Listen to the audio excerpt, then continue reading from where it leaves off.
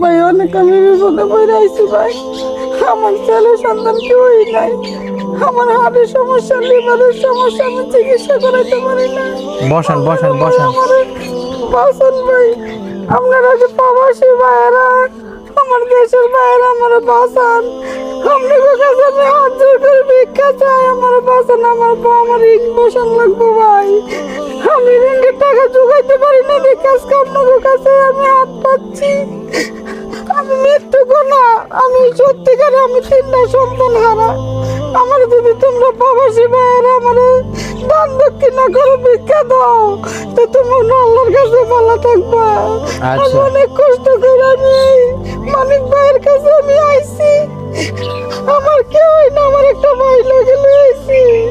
আপনারা যাই যা পারেন আমার সবাই মিলে সাহায্য করে আমার একটু কথা বলার সুযোগ দেন।